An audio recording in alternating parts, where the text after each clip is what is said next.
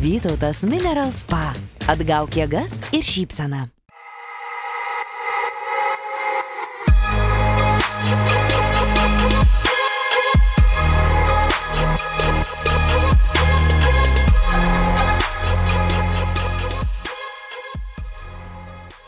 Sveiki visi, aš esu Giedrė ir man labai patinka kalbėti apie žmonės ir apie tai, ko jie nori, ko jiem iš tikrųjų reikia.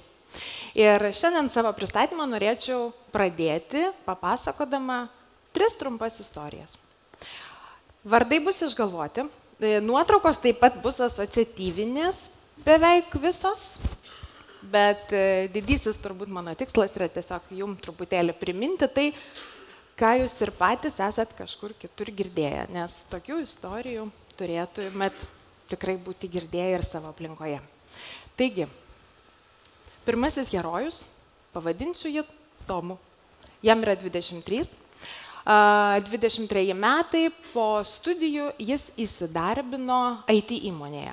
Labai troško tos pozicijos, įsidarbino ir tikrai didžiavosi, kad yra gera alga, gavo elektrinį paspirtuką, su kuriuo gali važinėti, puikus buvo kalėdinis vakarėlis, netgi picą gauna kiekvieną penktadienį nemokamai. Ir jūs įsivaizduokite Tomo bičiulių ir artimųjų nuostabą, kai jie sužinojo, kad Tomas po 5 mėnesių išėjo iš darbo. Ir sako, Tomai, tai ar yra kokia nors priežastis, kodėl tu išėjai iš darbo? Ir jis sako, aišku, yra. Nebedžiugina. Nesuprantu, kokia prasmė yra dirbti žmonėm, kurie ir šiaip turi labai daug pinigų. Antroji herojė, pavadinsiu ją Miglę. Jai 27, ji vienoje agentūroje dirba specialistė ir Miglė prieš 6 mėnesius cancelino vieną grožio prekių parduotuvę. Jinai tiesiog ją nebeina. Ir jinai cancelino todėl, kad lygiai prieš 6 mėnesius tas grožio prekių parduotuvės savininkas, verslininkas viešai labai nepagarbiai pasisakė apie moteris. Jisai viešoje erdvėje žemino moteris, nepagarbiai pasisakė apie LGBTQ bendruomenę. Maža to, viešą erdvę pasiekė ir jo buvusių darbuotojų liudijimai apie mobbingą ir apie tikrai labai prastą atmosferą darbe. Miglė pasakė tiek savo, tiek visiems aplinkiniam, kurie tik tai jos norėjo klausyti, kad jau savo pinigų jinai tokiam verslininkui neatiduos. Ir trečiasis herojus, 49 metų britų pop žvaigždė, pavadinkim jį Robbie Williamsu.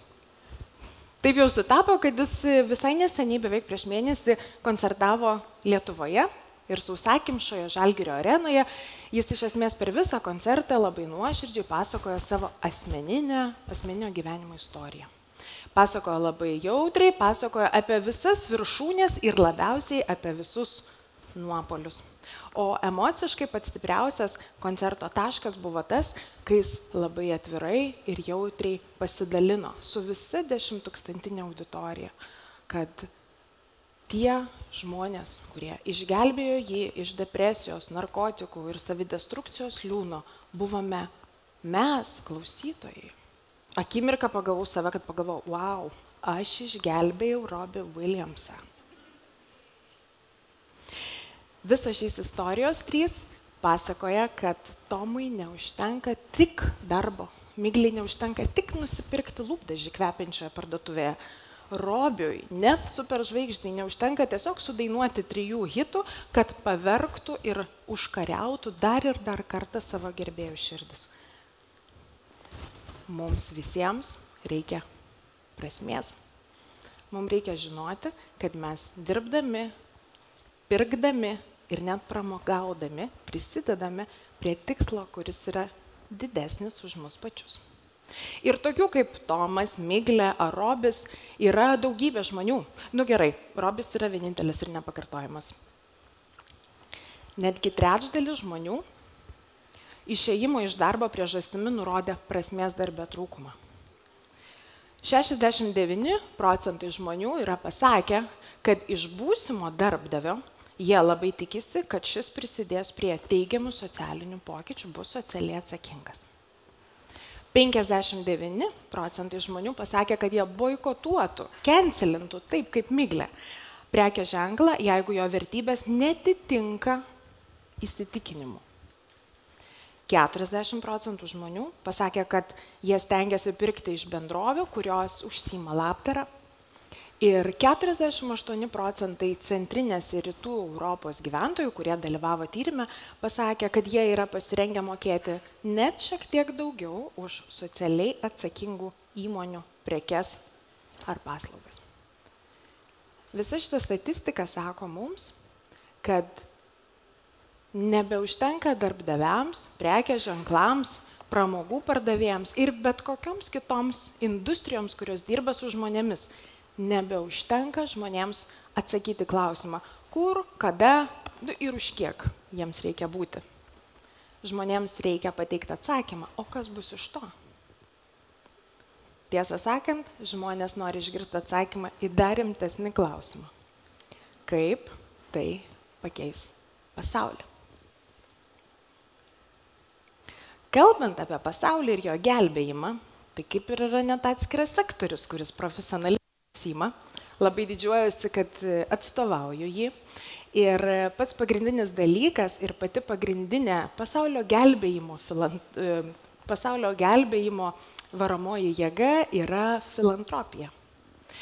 Filantropija tai yra neatlygintinas dalinimasis. Aukojimas savo pinigų, aukojimas savo laiko, aukojimas daiktų, pro bono paslaugų, nesvarbu, aukojimas savo resurso kitam, nesitikint labai aiškios, ryškios ir apibrėžtos materialinės naudos čia ir dabar. Ir labai didžiuojasi konstatuodama, kad filantropija Lietuvoje yra rekordinėse aukštumose. Aš suprantu, kad 83 vieta visame pasaulyje gal neskamba kaip pirmasis dešimtukas, tačiau vos prieš 6-5 metų mes buvome antri nuo galo. Ir dabartiniai mūsų pasiekimai tikrai yra labai labai įspūdingi.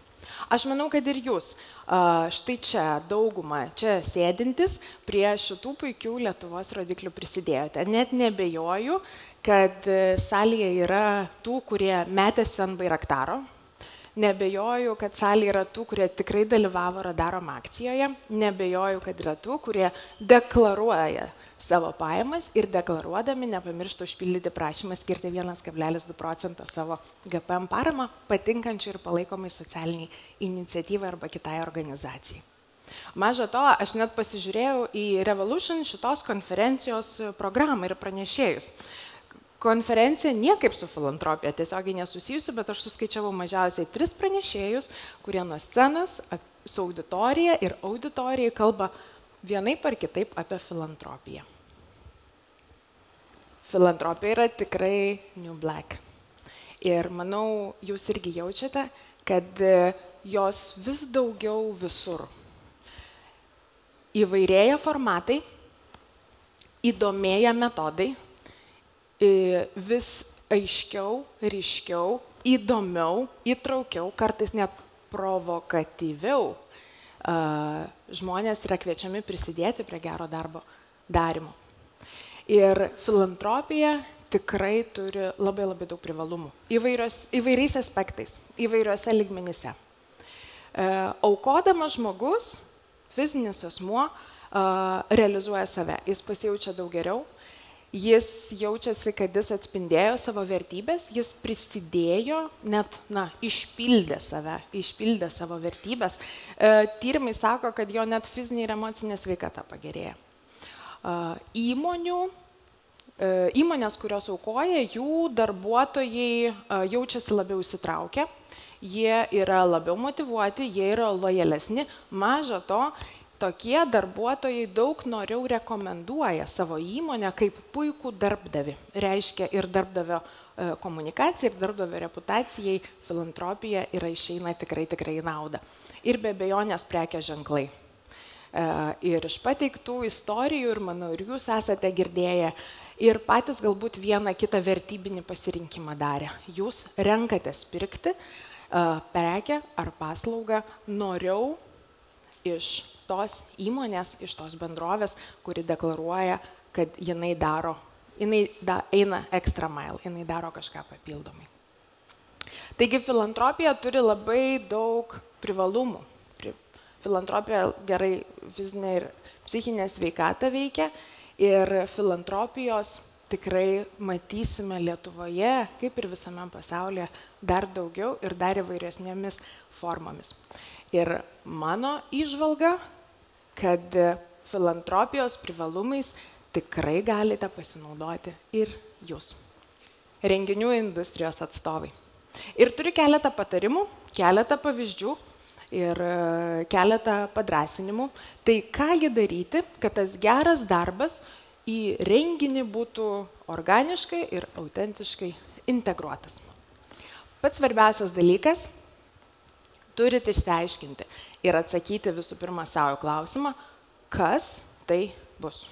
Organizuosite paramos renginį ar organizuosite renginį su paramos elementu. Ir to paaiškinsiu, ką aš turiu omeny ir kodėl aš išskiriu šitos du dalykus.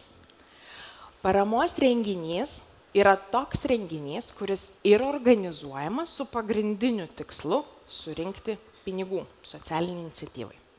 Labdaros vakarienė, labdaros spektaklis, labdaros bėgimas, paramos koncertas, net telemaratonas, kurių apie 5-6 mes matome per įvairius televizijos kanalus, iš esmės yra paramos renginys. Ir jo sėkmė yra matuojama įvairiais kriterijais, bet svarbiausias kriterijus iš esmės yra, kiek pavyko surinkti pinigų. Paprastai paramos renginius pačios nevyriausybinės organizacijos ir inicijuoja, tai yra tie paramos gavėjai, bet taip pat paramos renginius labai dažnai organizuoja ir didieji rėmėjai. Tarkime, įmonė, kuri globoja socialinį iniciatyvą, arba vadovų bendruomenė. Ne?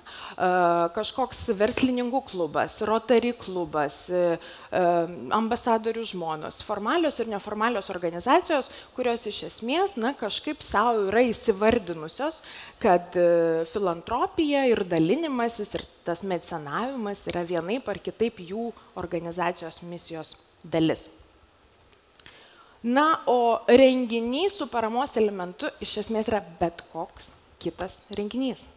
Asmeninės šventės, vestuvės, jubiliejai, krikštynos, gimtadieniai, bilekas, įmonių korporatyviniai vakarėliai, kalėdos, įmonių gimtadieniai, vasaros teambuildingai, įmonių vadovų gimtadieniai irgi šitoje vietoje puikiausiai tinka. Net miesto vieši renginiai, miesto šventės, bendruomenio susibūrimai, kalėdiniai, nežinau, bendruomenių ar kaimynų diena, viskas iš esmės gali turėti savyje paramos elementą. Tokių renginių pagrindinis tikslas yra puikiai praleisti laiką, švęsti gyvenimą, švęsti, nežinau, naujos šeimos susikūrimą.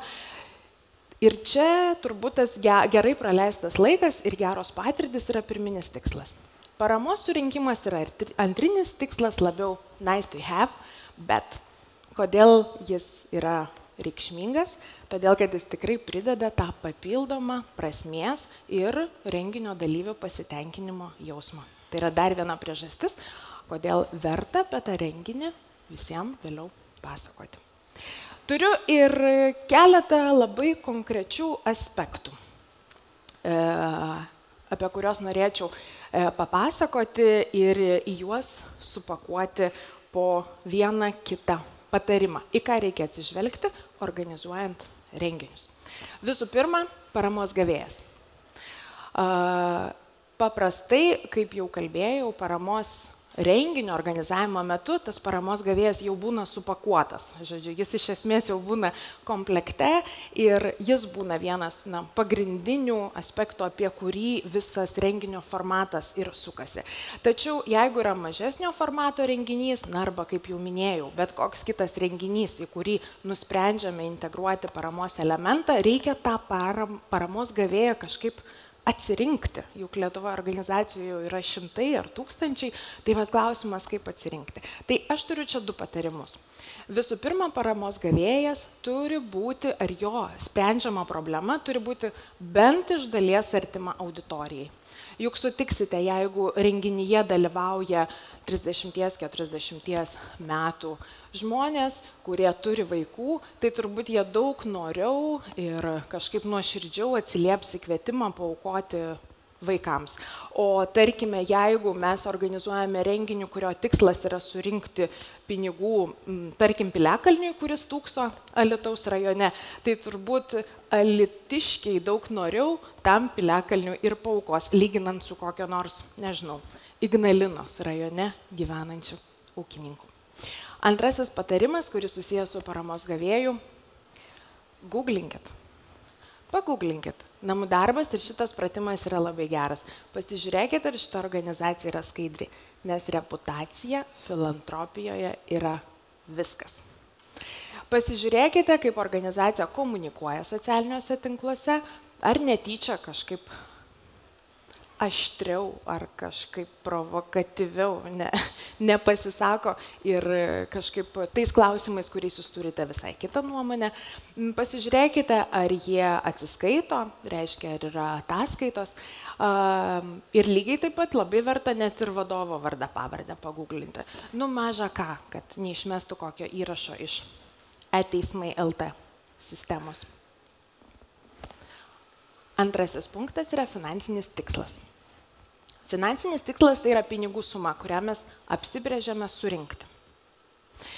Ir taip aš žinau, ką jūs dabar pagalvojot. Jūs pagalvojot, Giedrė, bet dovanota Markliui dantis nežiūri.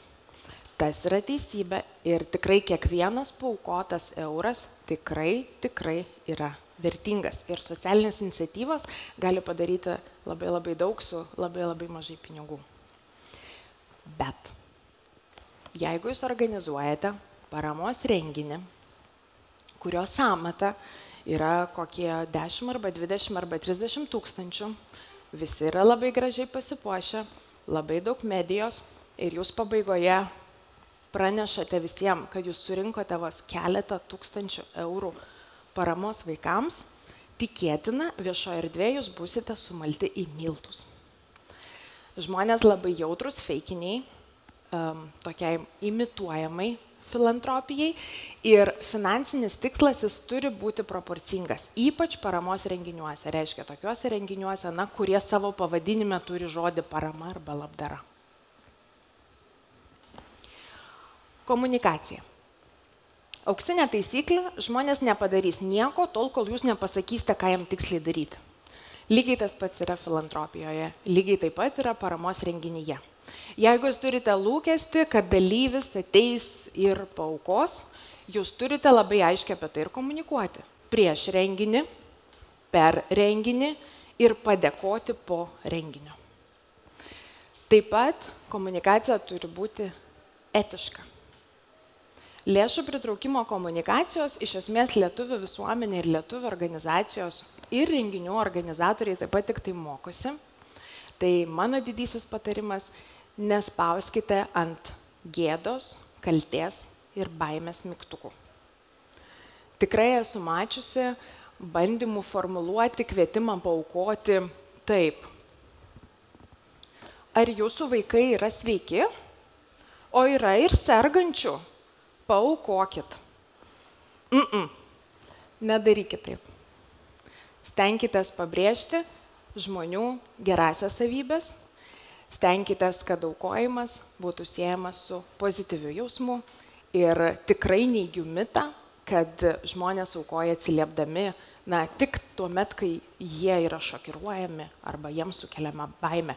Tikrai ne, jeigu tai būtų, žinokit, Aukok LT portalas iš esmės bankrutuotų ir neveiktų 14 metų, taip kaip veikia dabar. Ir paskutinis, aukojimo kanalas. Aukojimo kanalas tai yra kelias, kaip pinigas iš aukotojo patenka į paramos gavėjo banko sąskaitą. Aukų dėžutė yra aukojimo kanalas. Banko pavedimas yra aukojimo kanalas. SMS žinutė arba skambutis trumpuoju numeriu 1482 taip pat yra aukojimo kanalas. Net stiklainiukas su kaspinėliu ir su užrašu Pyrago diena, paaukokime vaikams ir stovintis įmonės virtuvėlėje irgi yra aukojimo kanalas. Ir mano patarimas yra čia nebebarškinkite stiklainiukais. Žmonės nebeturi grinųjų pinigų ir renginiuose taip pat stenkitės naudoti iš esmės tas priemonės, kurias visi turi kišenėje. Grinųjų pinigų labai dažnai nebeturim kišenėje, bet labai daug kas turi mobilius telefonus ant kelių, rankoje arba savo rankinėje už 10 cm už jūsų. Bet galvoju, gal paimkim ir patirkim tą aukojimą. Gana čia teoriškai kalbėti. Noriu jūs paimti ir susivienyti ir padaryti greitą, gerą darbą. Paėmiau ir sukūriau Aukok LT portale, naudodama nemokamą įrankį Tapk ambasadoriumi, labai mažą paramos kampaniją. Ir labai noriu jūs visus pakviesti, paimti savo mobilius telefonus, nuskanuoti šitą QR kodą, atsidaryti kampanijos puslapį internete, paspausti mygtuką aukoti ir pervesti jūsų pasirinktą sumą Maisto bankui. Tikrai neprivalote to padaryti, bet labai kviečiu. Kodėl Maisto bankas? Aš pagalvojau, kad renginių industrija su maisto švaistymu turi šiokį tokį santykį. Renginiuose mėgstam labai skaniai pavalgyti, bet nebūtinai viską suvalgom. Tai kas jau kas, bet Maisto bankas yra tikrai puikus partneris ir puiki organizacija, kuri išmano, kaip su tuo maisto švaistymu arba likusiu maistu, kaip iš esmės jį geriausiai panaudoti ir kam atiduoti. Taigi paimkim ir kviečiu jūs paimti ir improvizuotoje akcijoje sudalyvauti. O kol dalyvaujam, tęsiu toliau ir keletas privalumų tokių arba panašių skaitmeninių aukojimo būdų, tai žinoma yra patogumas. Patogumas renginio organizatoriui, patogumas paramos gavėjui ir lygiai taip pat patogumas ir jum. Tai man stiklainiuko arba aukų dėžutės nei gaminti reikėjo, nei čia siūsti visiems per rankas. Antrasis yra žaidybiškumas. Jeigu jūs vis refreshinsite ir vėl nuskanuosite keletą kartų arba vis refreshinsite tą patį puslapį, jūs realiu metu matysite, kaip sukasi skaitliukas. Nes kiekvienas aukojimas atnaujina skaitliuką iš esmės ten keletos sekundžių intarpų. Ir trečiasis yra bendrystė. Man labai smagu. Aš pasakiau, o nuskanuokime kodą. Ir tada visa auditorija bum ir palinka prie telefono ir skanuoja kodą.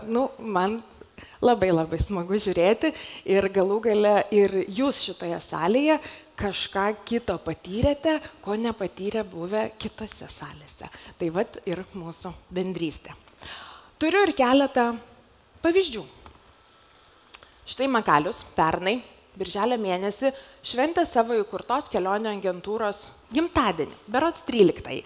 Ir įkūrėjas Rimvydas paėmė ir pakvietė visus partnerius, visus verslo palaikytojus tas dovanas paversti gerų darbų. Ir pakankamai greitai, per, porą-trejetą dienų, jie surinko 1000 eurų, kuris buvo skirtas iniciatyvai Socialinis taksi. Tai yra organizacija, kuri padeda judumo negalią turintiems žmonėms ir apskritai negalią turintiems žmonėms sklandžiau judėti mieste. Antrasis pavyzdys yra iš asmeninės šventės. Štai kolegė Živilė pernai šventė vestuves ir jie taip pat pridėjo tą paramos elementą. Jie pakvietė visus savo šventės narius, gėles ir jų sveikinimus iškeisti į paramą Ukrainai. Tai matote, iš viso buvo 30 rėmėjų aukotojų, kurie paėmė ir pakankamai įspūdingą sumą, kartu surinko projektui, kuris padeda ukrainiečiams. Na ir trečiasis pavyzdys iš verslo klubo. Tai yra BNI Gediminas, kuris yra verslo savininkų ir verslo vadovų klubas. Ir šis klubas jau 2 metus iš eilės pasirinko gerumo aukciono formatą savo kalėdiniam naujametiniam vakarėliui. Ir iš esmės formatas yra toks, kad dalis klubiečių savanoriškai įsteigia dovanas. Pačias įvairiausias. Nuo pasiplaukiojimo Kuršių mariose iki panetonė pyrago, knyga apie verslo valdymą ar kažkoks arbatos ypatingas rinkinys. Ir tas dovanas pasiūlo aukcionui. Renginio metu tarpusavyje tie patys klubiečiai varžosi, siūlydami kuo didesnę sumą. Ir tas, kuris pasiūlo didžiausią sumą, savo pažadėtą pinigų sumą paima ir paaukoja vienai iš kelių iš anksto renginio organizatorių identifikuotų socialinių iniciatyvų. Tai bent jau čia konkrečiai buvo pasirinktos iniciatyvos, kurios visos padeda vaikams. Pirmaisiais metais šito renginio metu buvo iš viso surinkta virš 5000 eurų. Šiemet, kai buvo organizuotas jau antrąjį kartą, buvo surinkta 23 000 eurų. Ir nors aišku, šita suma yra tikrai labai įspūdinga ir tos paramos iniciatyvos 4 šiais metais buvo, kuriom ir atiteko, šitie pinigai tikrai gali vykdyti labai ir tęsti savo prasmingą veiklą, bet turbūt net ne tai yra svarbiausia. Didysis efektas tokio formato renginio buvo visai ilgalaikis. Iki šiol, nors praėjo beveik 3 mėnesių, yra toks didžiulis pasitenkinimo jausmas. Susitinka tie klubiečiai, kaip gyveni gerai, kaip sekas verslas normaliai, bet kaip paaukojau, sekėsi dar geriau. Tai jie turi visokių inner jokes, tokių vidinių pokštų ir juos tikrai vienija ta bendrystė ir tas toks gero darbo jausmas. Na, o ko nedaryti? Aš pasakiau, ką daryti ir ką aš rekomenduoju jums ir turiu keletą patarimų, ko nedaryti. Čia kažkaip įdomiai ta skaidrė atrodo, nes atrodo nedaryti, neskanuoti ir nepalaikyti Maisto banko, bet šiaip atvirkščiai čia turėtų būti, čia toliau skanuokit ir toliau palaikykit Maisto banką, o nedarykite štai ko. Neapsimetinėkite paramos renginių, jeigu jūs tokių nesate. Jeigu yra tikslas gerai praleisti laiką, skaniai pavalgyti, dalyviams pasipuošti labai gražiais drabužiais, būti nufotografuotėms ir 4-dienį patekti žmonių žurnalę, viskas yra labai labai gerai. Tik to nereikia pavadinti paramos renginiu, jeigu jokių pastangų ir resursų, ir laiko filantropijai paskatinti ir komunikuoti nebus dedama. Vėlgi pasikartosiu, turbūt feikinė filantropija yra negeras būdas daryti filantropiją. Antrasis labai praktinis patarimas, nesusiviliokite kažkokiais paprastais būdais ir nukreipimu paimti ir lėšas surinkti į fizinio asmens sąskaitas. Nurodyti vardenį, pavardenį, tai gali būti ir labai patikimas renginio organizatorius, ar jūsų draugas, ar bičiulis, bet lėšų paramos rinkti į fizinio asmens sąskaitą nėra gerai tiek dėl skaidrumo, nes paliksite bent 0,001 tokį jausmą, tikimybę, kad gal čia kažkaip ir ne visi pinigai nueis ten vaikam.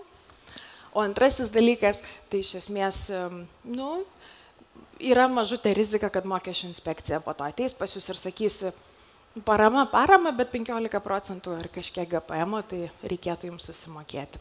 Tai vėlgi parama ir turėtų būti nukreipta iš karto paramos gavėjui.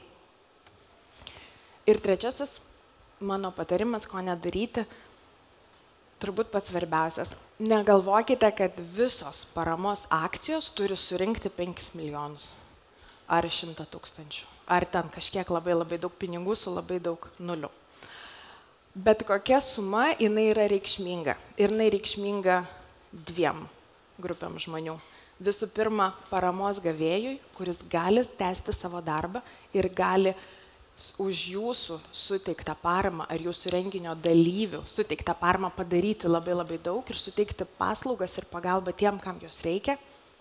ir antrasis, ir antroji žmonių grupė iš esmės yra tie patys jūsų renginių dalyviai. Nes jūs suteikėte dar vieną papildomą sluoksnį savo renginiui. Jūs dar kartą suteikėte jam prasmės. Pabaigti ir apibendrinti norėčiau šitą Winstono Churchillio frazę, kuri man niekaip nesileidžia išverčiama gražiai į lietuvių kalbą, tai net nebandysiu to daryti. Bet pagrindinė žinia, kurią aš labai norėjau šiandien jum ištransliuoti, kad šiuolaikinėme pasaulyje žmonėm neužtenka nugyventi gyvenimo, kuriame yra pakankamas kiekis duonos arba pakankamas kiekis žaidimų. Žmonės nori nugyventi prasmingą gyvenimą. Ačiū, kad įprasminote ir mano šį pranešimą. Ačiū, kad prisidėjote prie paramos akcijos, tokios greitos ir improvizuotos. Ir ačiū už jūsų dėmesį. Dėkui.